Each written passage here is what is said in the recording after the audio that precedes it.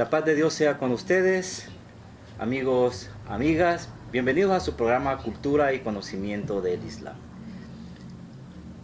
Agradecer la sintonía a estos programas y enviar un saludo especial a toda la comunidad de hermanos cristianos que estuvieron en celebraciones y recordando y conmemorando el nacimiento del profeta Jesús. Que la paz y la bendición de Dios sean con él.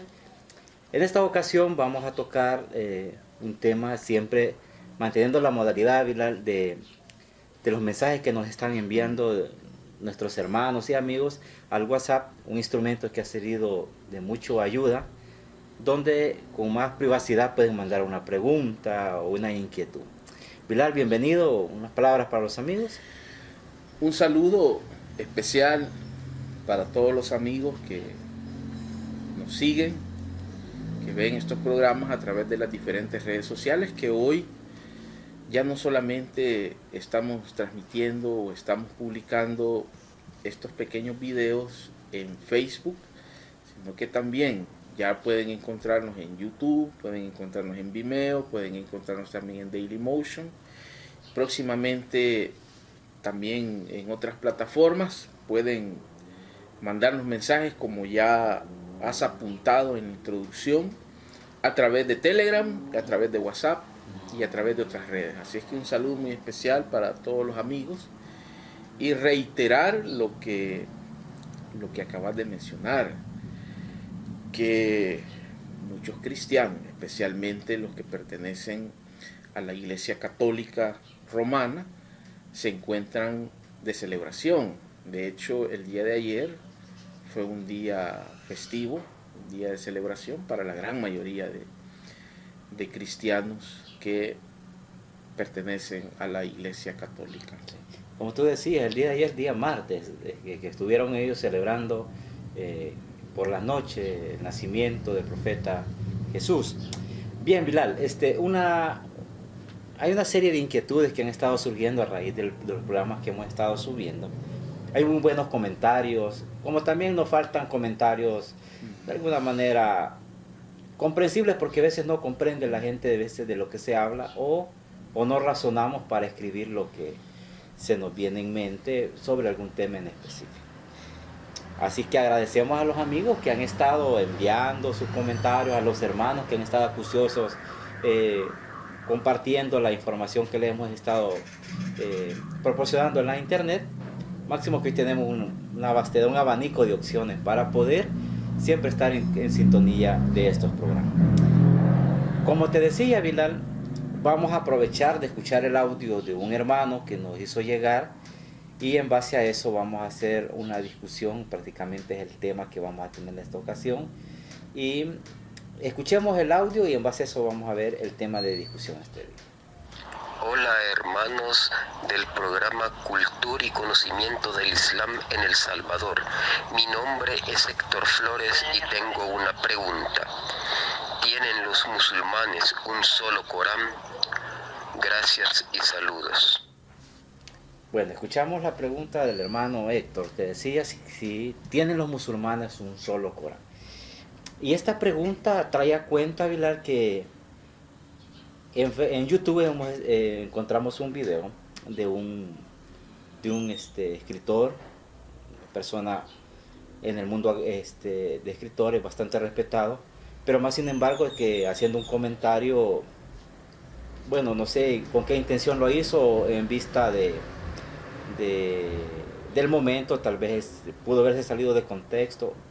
Bueno, ahí a él directamente, pero quisiera que lo viésemos y a la vez analizáramos en el contexto que él maneja esta porción en el video. Escuchemos el video. Clásicos. Incluso el propio Corán no es igual en el chiismo que en el sunismo, que es el 90% de los musulmanes.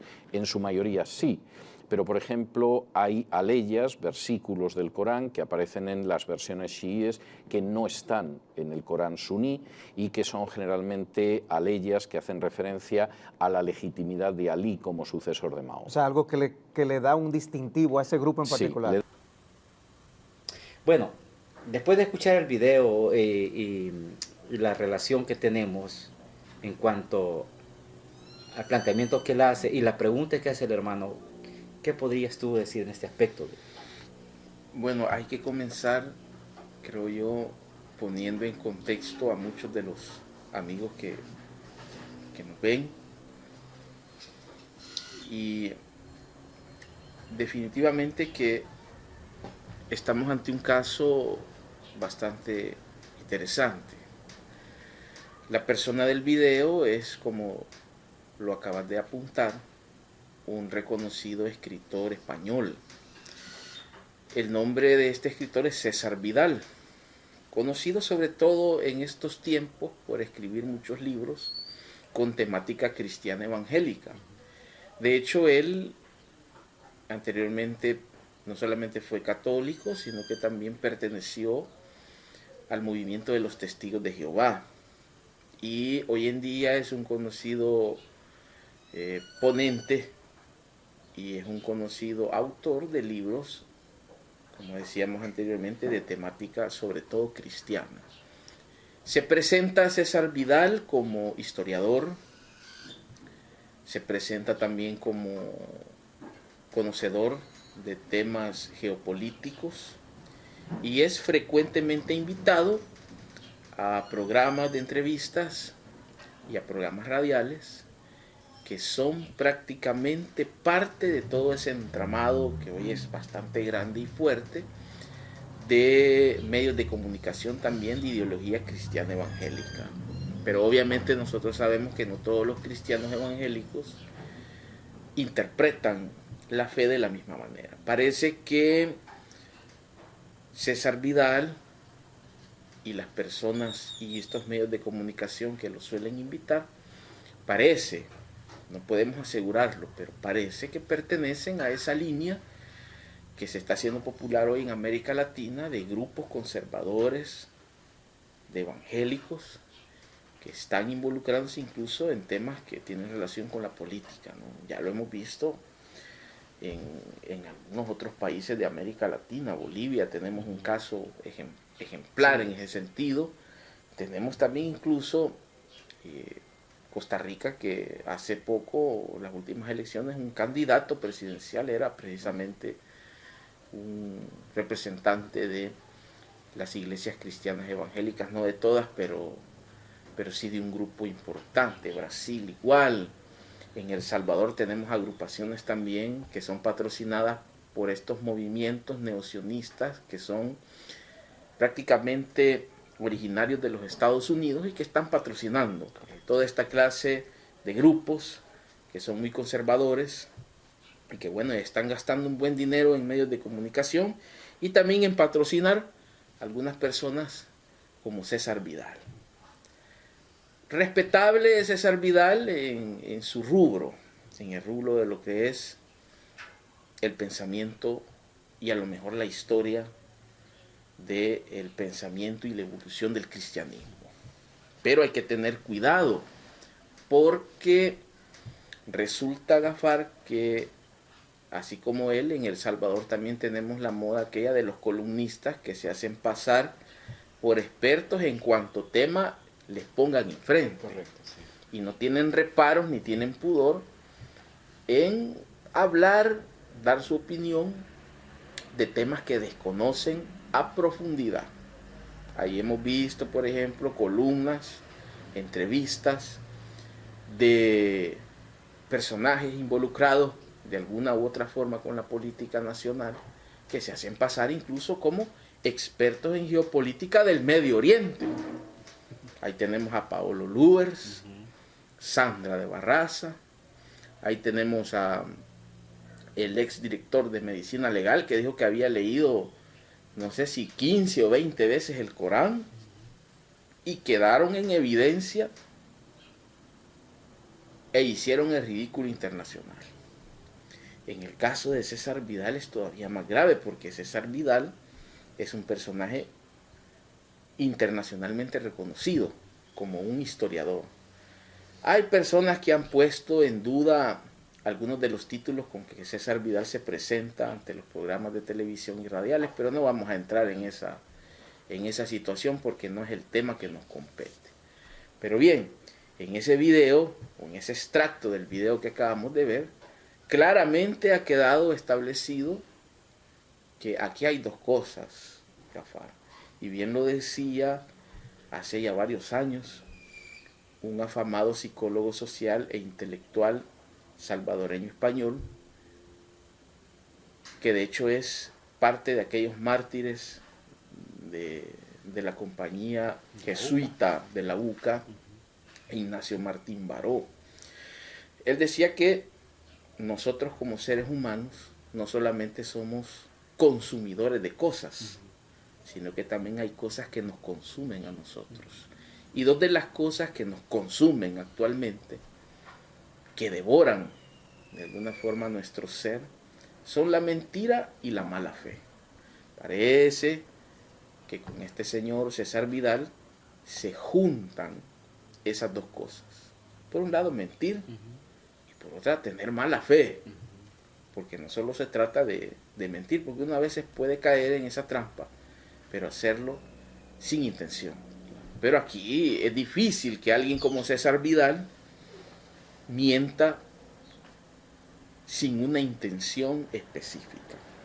Básicamente hay una agenda clara que él tiene. Él obedece, me imagino yo, que obedece precisamente a ese discurso, ¿no? A esa propaganda y a toda esa maquinaria que obviamente ve en el Islam un peligro. De hecho, el programa completo en el que fue entrevistado César Vidal se llama La amenaza del Islam en Hispanoamérica. Ya solo el tema ya es sugerente. Con dedicatoria. 2, es un programa diseñado específicamente, parece ser, para promover esta clase de mentiras que tienen ya un fin establecido. Los entrevistadores del programa son entrevistadores muy complacientes, que no hacen ningún cuestionamiento, sino que hacen preguntas para que César Vidal pueda desarrollar precisamente ese discurso falseado, en este caso sobre el Islam.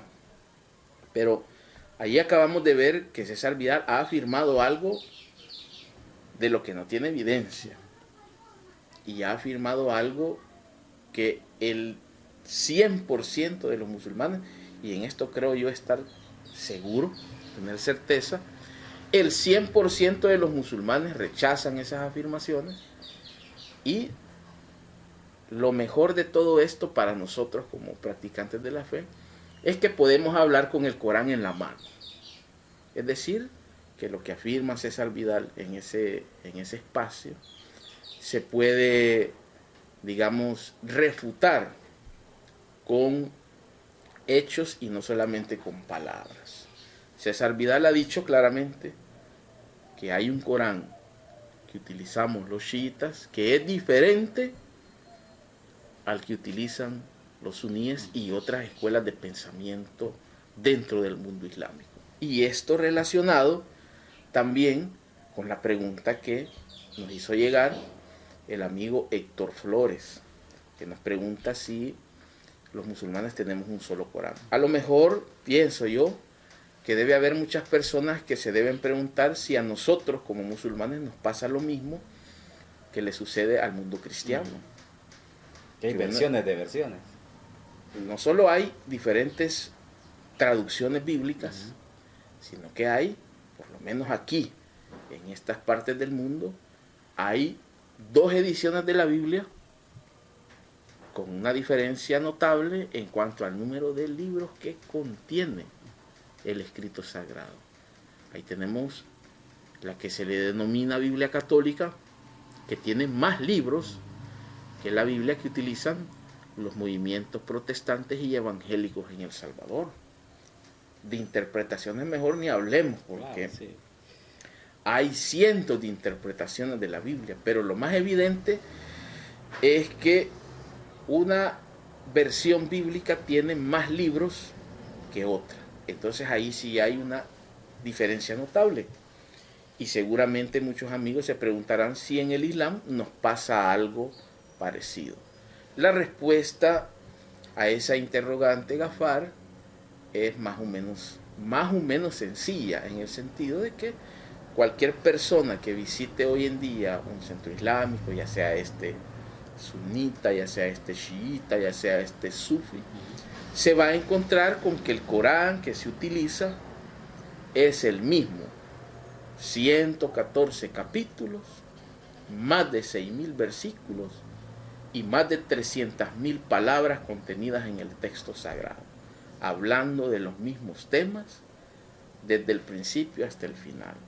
Y no hay musulmán en estos tiempos que pueda asegurar que existe un Corán o que existe una escuela de pensamiento que utilice un Corán que tiene más capítulos que el Corán que se utiliza por lo regular. Es decir, podemos decirle a Héctor Flores y a los amigos que están viendo este programa que los musulmanes tenemos un solo Corán.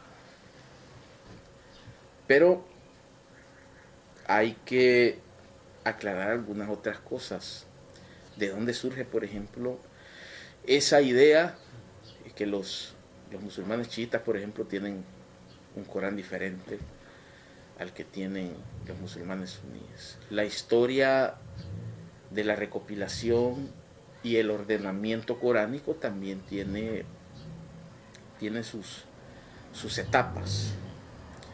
No vamos a profundizar en la recopilación del Sagrado Corán porque es un tema extenso que difícilmente nosotros vamos a poder abarcar en un programa de corta duración como este, pero sí señalar algunas cosas interesantes. Por ejemplo, muchos de los historiadores islámicos y no islámicos también apuntan a que hay por lo menos 3 etapas reconocibles en la recopilación del Corán. La primera etapa es durante la vida del profeta y las otras 2 etapas son después de la muerte del profeta del Islam, que la pasea con él. En esa primera etapa hay algunos compañeros cercanos del profeta que empiezan ya a hacer sus recopilaciones. El más destacado de los compañeros del profeta que hace una primera recopilación, y esto lo dicen autores como Bruce Lawrence, por ejemplo, reconocido historiador de la Universidad de Duke en Estados Unidos, que apunta que el primero de los compañeros que hace una recopilación completa del Corán es el Imán Ali. Y Bruce Lawrence no es ni por cerca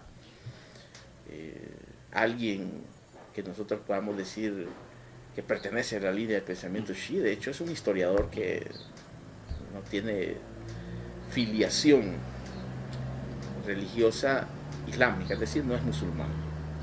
Y luego hay una serie de historiadores ya propios del mundo islámico que apuntan prácticamente lo mismo, que en los tiempos de vida del profeta ya se hicieron algunas recopilaciones en las que destaca siempre la recopilación hecha por el Imán Ali y otros compañeros que también memorizan el Sagrado Corán. El Sagrado Corán, de hecho, en los primeros momentos, muchos de los escribas del profeta tenían que utilizar algunos elementos que tenían a la mano. Cuero de piel de oveja, por ejemplo, hojas de palmera. Se habla también incluso de tabletas de hueso, ¿no? En donde se ponía por escrito la revelación. Otros utilizaban la memoria. Hay que acordarse que esa metodología de memorizar textos sagrados por completo era algo frecuente en el contexto del profeta, especialmente en la región donde el profeta nació, donde incluso la poesía también jugaba un papel importante y en donde la gente solía memorizar. Bueno, muchos de estos textos. La memorización. De hecho, es una de las grandes disciplinas de los estudios coránicos, ¿no? La memorización y recitación del Sagrado Corán. Después de esto empiezan algunos compañeros del profeta a preocuparse por la necesidad de recopilar el Sagrado Corán en un solo volumen, por decirlo de alguna manera. Como ya dijimos, el más eminente es el Imán Ali, que la mayoría de los historiadores señalan que efectivamente fue el primer compañero fiable del profeta que se encarga de hacer esa recopilación, no porque se lo ordenara a alguien, sino que inspirado precisamente por esa preocupación de ya en los primeros tiempos salvaguardar el texto Corán. Luego hay otras dos etapas, la etapa del primero de los califas bien guiados, Abu Bakr Siddiq, que ya él ordena una primera recopilación oficial, digamos, es decir, desde el poder, por decirlo de alguna manera. Y bueno, también le encarga el trabajo a algunos compañeros, ¿no?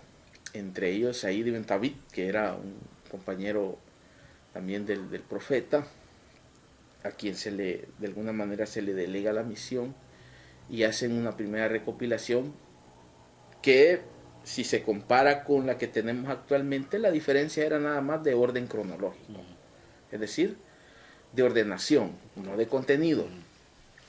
Después de esta etapa viene una tercera etapa, que es la etapa del califa Osman, que de hecho esa recopilación que hace el califa Osman es la que tenemos actualmente y es la que se encuentra en todos los centros islámicos del mundo. Una recopilación que incluso le fue mostrada al imán Ali para que éste pudiese compararla con la recopilación que él mismo había hecho, y el imán Ali dijo que no había ninguna diferencia, a excepción del orden, ¿no? Acordémonos que, de acuerdo a los historiadores islámicos, la recopilación del imán Ali y de muchos de los compañeros del profeta estaba basada en el orden de revelación cronológica. Correcto. Entonces, claro, la primera sura que aparecía, por ejemplo, en esas primeras recopilaciones del Sagrado Corán no era el Fatiha, sino que eran otras suras. Incluso hay algunos historiadores que apuntan que algunos compañeros del profeta no habían incluido, por ejemplo, al Fatiha en algunas de estas primeras recopilaciones porque era tan común que se recitara al Fatiha en las oraciones. Bueno, de hecho es la sura, es como un himno al Fatiha, que no la habían incluido porque consideraron ellos que no era necesario porque ya estaba incluida en la oración. Pero para que veamos, por ejemplo, las metodologías que se utilizaban.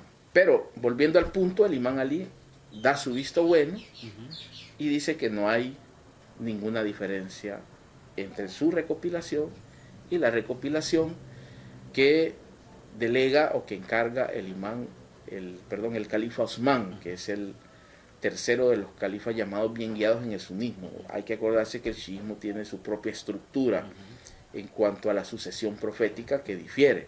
De hecho, ese es un programa que vamos a hablar después de este, a petición, y eso lo vamos a mencionar ya en el otro programa, de un amigo que nos ha hecho llegar esa petición a través de la página de Facebook. Pero bien, entonces eso quiere decir que esa recopilación usmaní es la que tenemos todos los musulmanes en la actualidad, y es la que se utiliza, y es la que se divulga, y es la que se encuentra prácticamente en todo el mundo islámico. Hay que acordarse también, y esto hay que decirlo, que de esas recopilaciones, especialmente de la Usmaní, se hicieron varias ediciones que todavía están resguardadas, incluso en museos occidentales, porque leía yo que algunos de estos ejemplares incluso están hoy en bibliotecas en París, en la gran biblioteca británica de Londres, que se encuentran resguardados algunos de estas primeras ediciones del Sagrado Corán, y obviamente en otros grandes museos y librerías del mundo islámico, en Turquía, en Irán, en Egipto, etc. Entonces, bueno, hay, digamos, un respaldo para poder comparar o poder decir a ciencia cierta, porque el Sagrado Corán también tiene su,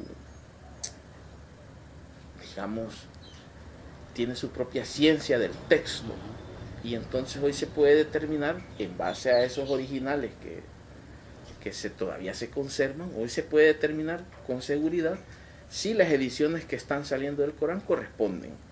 En caso de que haya algún error, pues se anuncia y esas ediciones salen de circulación. Algún error me refiero al texto en árabe, claro.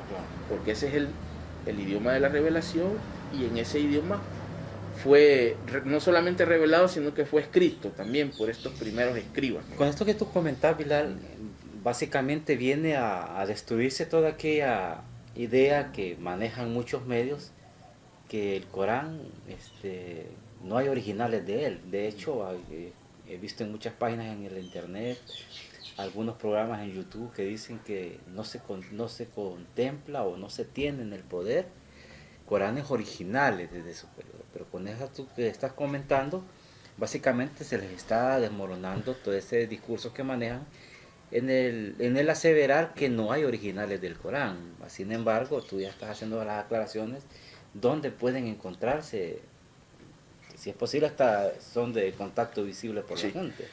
Bueno, eso lo dirán, me imagino yo, personas que a lo mejor han leído o han tenido acceso a libros escritos por los enemigos del Islam. Claro, sí. Porque un historiador serio de la historia islámica difícilmente va a asegurar que no existen hoy en día originales de esas primeras recopilaciones. De hecho, yo me atrevería a decir que son pocos los historiadores de renombre que podrían afirmar hoy en día que los musulmanes no tienen ediciones originales del Sagrado Corán. Eso ha pasado con el escrito bíblico, que eso de hecho lo reconocen los mismos historiadores del cristianismo. Eso en cualquier libro de historia de recopilación bíblica se señala de que debido a diferentes factores, guerras, etcétera, los originales, los autógrafos, se perdieron y que solo hay copias de esos autógrafos, pero no existe el original. Es decir, no hay una forma de comparar si lo que nosotros tenemos ahora en el texto bíblico realmente corresponde a lo que salió de la mano, en este caso, por ejemplo, el caso de los evangelios de los apóstoles, ¿no? Pero el Corán no tiene ese problema histórico. Podrá tener o le podrán achacar otras cosas, ¿no? Cuestiones de interpretación, exégesis, etcétera. Pero históricamente, difícilmente un historiador serio y conocedor va a afirmar de que no existen copias originales del Sagrado Corán.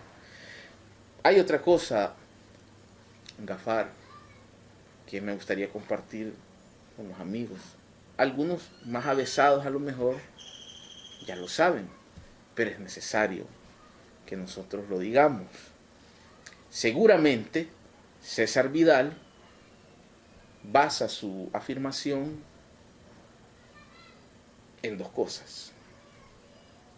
Una, que esa teoría de que los chiitas tenían un Corán diferente a los sunitas, en Occidente uno de los primeros estudiosos que de alguna manera lo sacó a la luz fue el orientalista alemán del siglo XIX, Theodor Noldeck.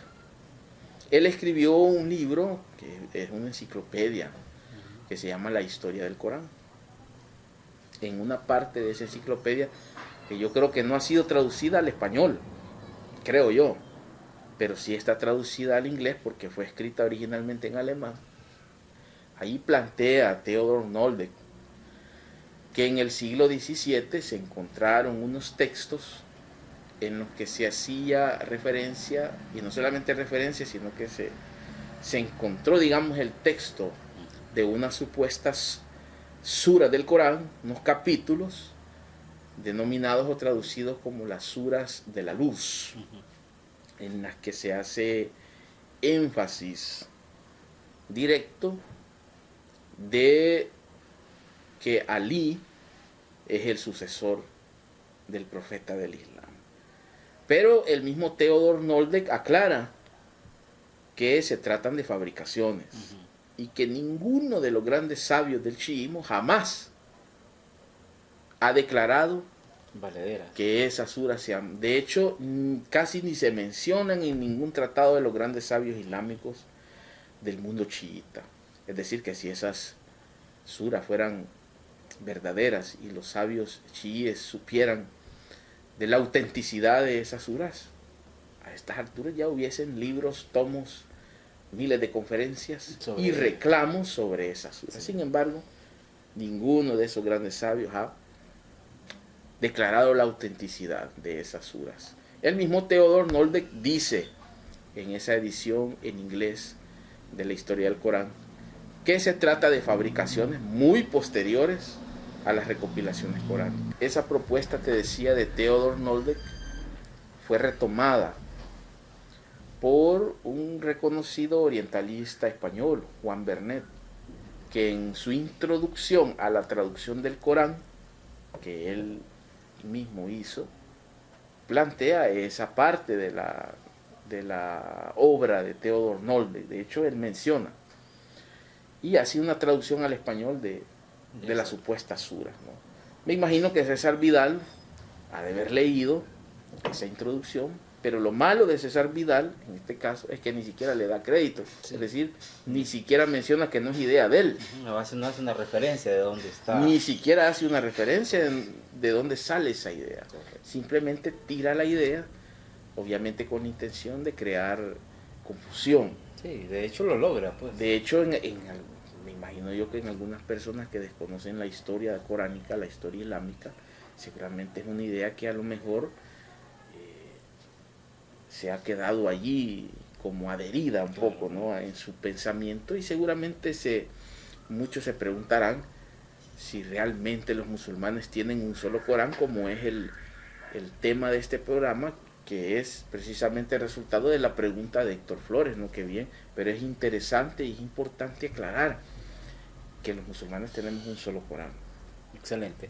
Bueno, yo creo que con esto le damos respuesta a la pregunta que hizo el hermano y amigo Héctor Flores, de una manera sencilla, y se le ha dado respuesta. En todo caso, si él estuviese interesado en conocer más a profundidad, se le podría proporcionar, si es posible, una porción de donde se encuentra registrado ese documento, una breve que hay, explicando un poquito sobre eso. Pero algunas otras palabras, ya porque ya el tiempo... Sí, no, definitivamente que yo aliento a los amigos que nos ven a que sigan haciéndonos llegar sus preguntas, y nosotros con todo gusto vamos a tratar de tenerles una respuesta dentro de nuestras posibilidades a esos temas que a veces son importantes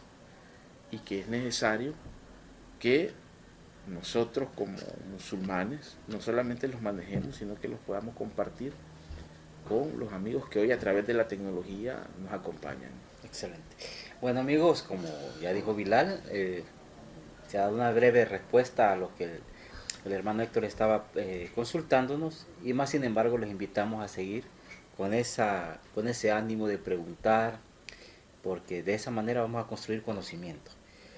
Bueno, no me resta más que agradecerles el tiempo prestado a este programa e invitarles siempre a visitar la página de nuestro programa, que es la fanpage que vamos a tener en estos días propiamente. Sí, la vamos a anunciar dentro de poco. Ya va a estar 1 o 2 días ya está lista. Ya está lista, y a visitar la fanpage normal de Islam El Salvador, Oficina de Divulgación Islámica de El Salvador.